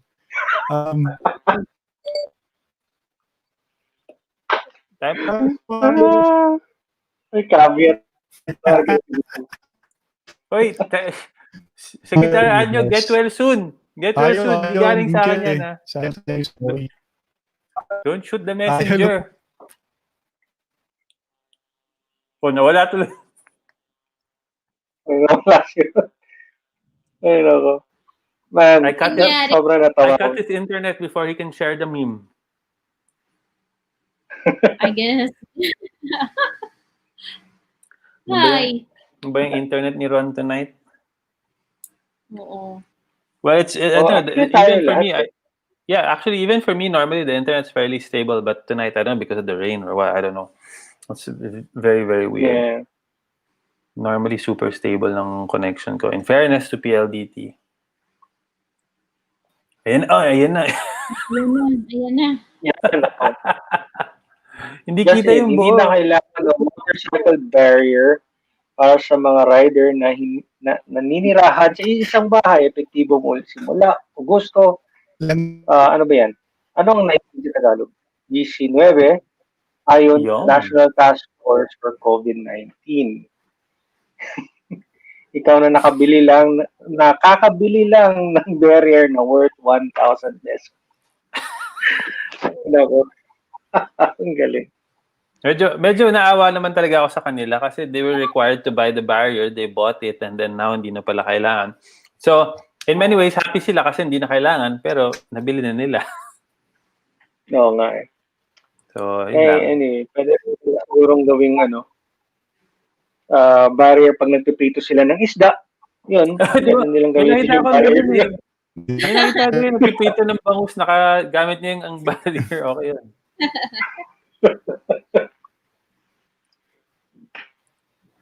Okay, Ron. Oh, next Yeah. meme. Next meme. Yun. Okay. Wala, pag nalabas ako ng meme, bumagal internet ko. Buisit. Bakit si James Deacon hindi nagkakagantong problema sa internet niya? Ano bang meron yun? Hindi, sinasabotahe ka, Miguel, kasi sabi mo, gusto mo maging next James Deacon. Kaya sinasabotahe ngayon, mas marami siyang connect sa'yo. Honest naman ako, sinabi ko naman sa kanya. Anyway, so we'll do sa way of the day next time kasi every time I upload a picture, wala eh. As in, nakikita, pumupula yung aking mesh. Walang pula. So yung depending on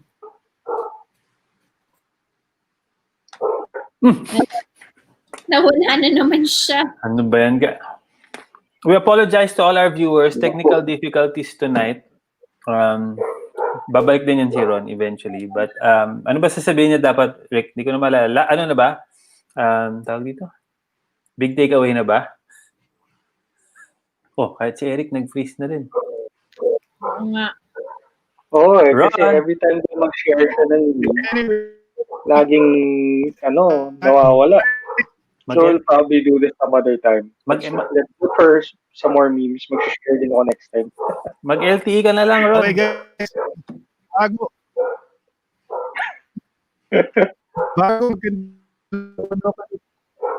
bago magkandalo ka ng internet connection natin, take away na tayo.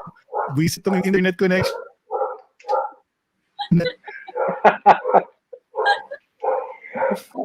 Short but sweet. PLDT ka ron, di ba? Oo, buisit. PLDT yan sa inyo, di ba? PLDT. Beijing, MPT. Yes. Shit. Anyway, so takeaways.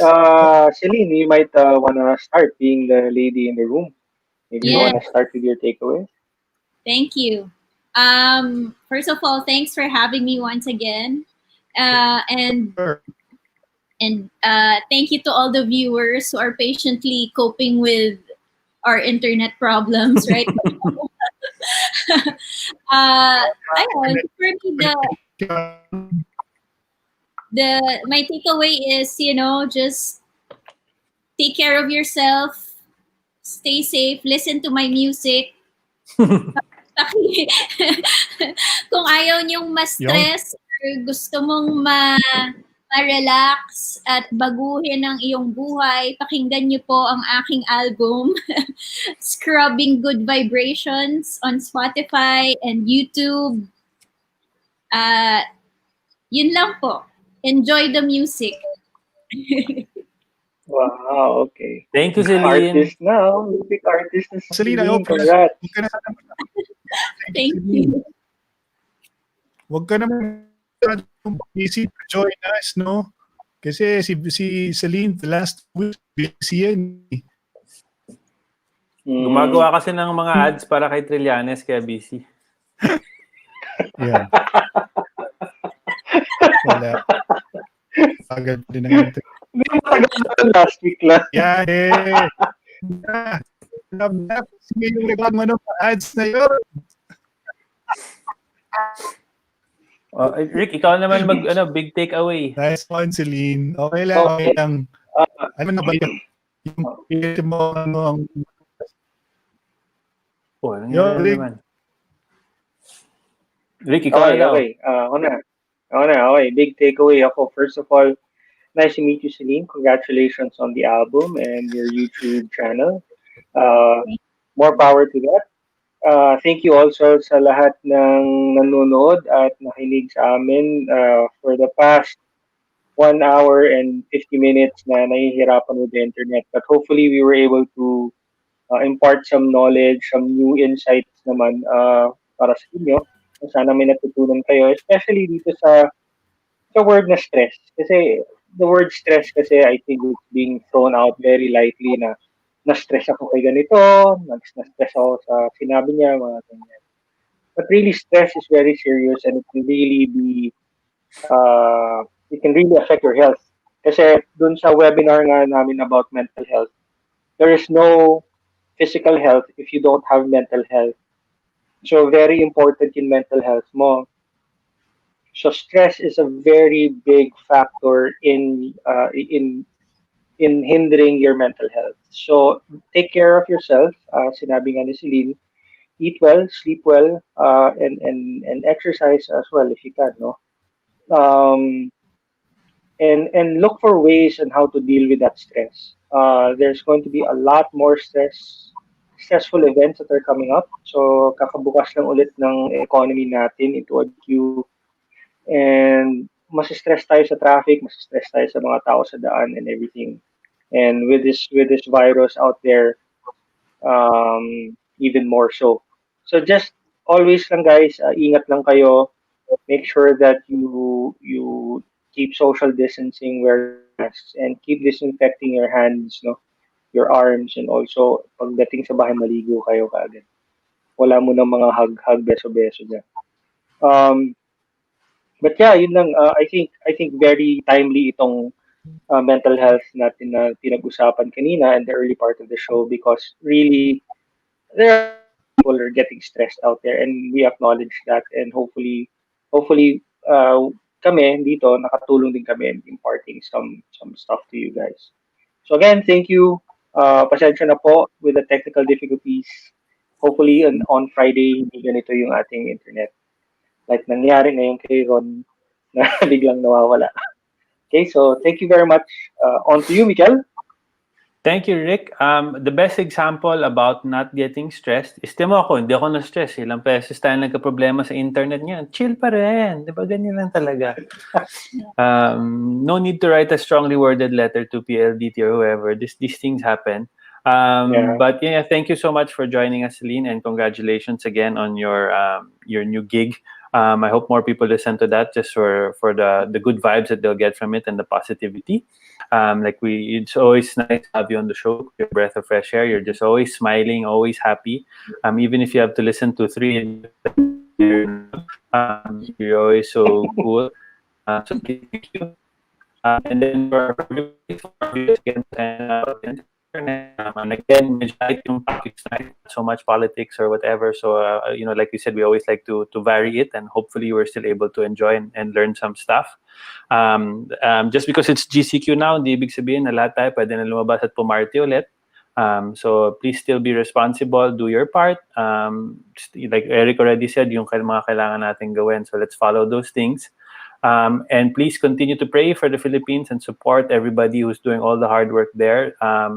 Advice ko lang din is, everybody keeps looking at the bad economy and blaming the government or whatever. It's not the government's fault only. All the other countries, if you've seen all the economic data, a lot of countries have double-digit negative growth, and damage and worst performance since World War, mga ganyan. So hindi lang tayo, we're all in one big boat.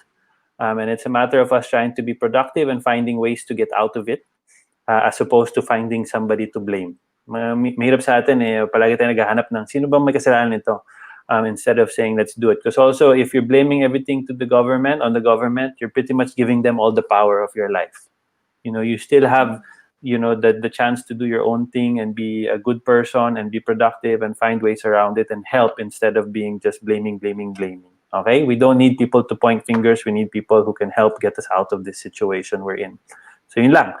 So to everybody who watched us from abroad, thank you. And everybody who watched from here, we really appreciate na may mga international fans na kami. Baka sumikat na kami sa Belgium or sa Spain. ang mga vlogger na walang internet.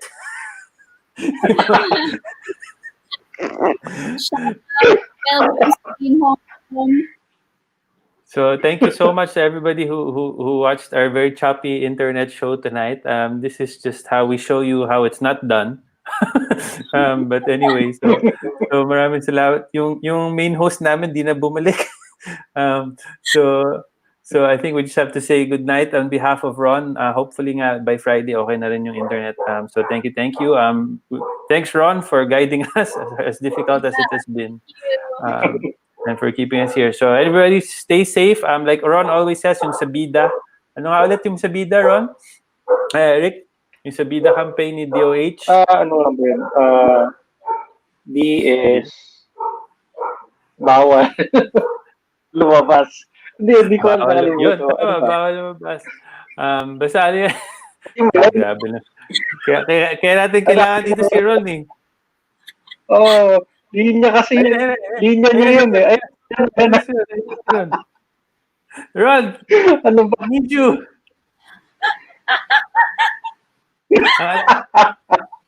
Distansya yung D. Ano? Yung A is alamin ang totoong impormasyon.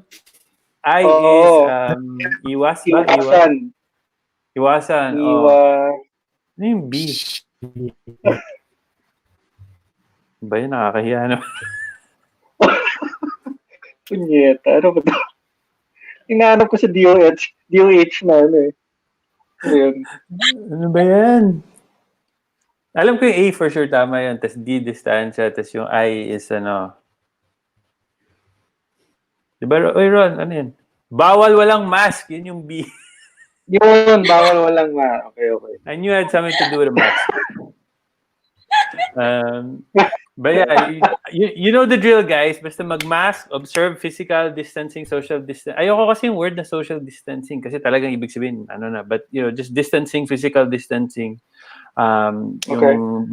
Alamin yung tamang informasyon. So yun, guys, alam niyo na yan. So please, we still need to do our part to help the Philippines.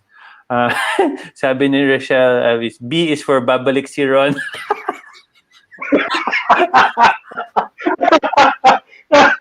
Palalo. Comment of the evening goes to you. May prize ka sana. Thank you so much. But yun lang, Balik kay Ron kung balik siya. Ito na, alam ko na. B, bawal ang walang mask. I, isanitize ang kamay. D, dumistansya ng 1 metro. A, Yun. alam ang totoong impormasyon. Yun. Tama. So exactly what Celine said from the DOH campaign na pinopromote ni Alden Richards. Pero gusto ko pa rin yung B for babalik si Ron. We miss you, Ron. We miss you, Ron. Segment mo yung huli na yan sa DOH. Tuloy, napahiya kami ni every week mo na sinasabi yan dito, di pa namin maala. Anak naman mental. It's what happens when you get older, okay? But no, we don't. I'm not old. I'm young. I'm following what Celine says. I'm young, full of energy. I am great. I am not fat. I am awesome. Yes. But I just can't remember the Bida campaign. But anyway, so thank you everybody for us. Thank you, Celine, for staying on this late. It's already 10:40, but we appreciate it. We'll see you. Stay safe, Philippines, and we'll see you on Friday. Thank you. Bye-bye. Bye.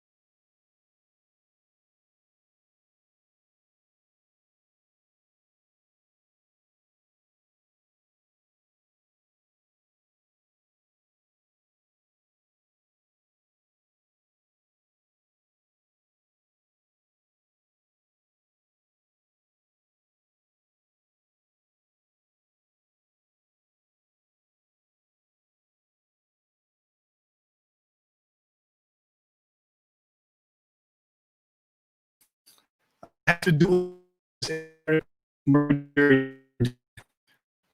The file reminders, is the one to stay behind the solution. Ang mask is sanitize ang kamay, isang metro, at amin ang totoong informasyon. Yun po ang bida solusyon. Bida ang may disiplina. Reminder from the DILG. Thank you so much for watching, you guys. Thank you to Clark, Rishi, Joy, and then the rest of you guys who have been listening. All the other parts of the world, Spain, Belgium, Hong Kong. Thank you for watching. We'll catch you again next time. This has been Ron Black for Istoryang futBOLERO. And we're out. Bye.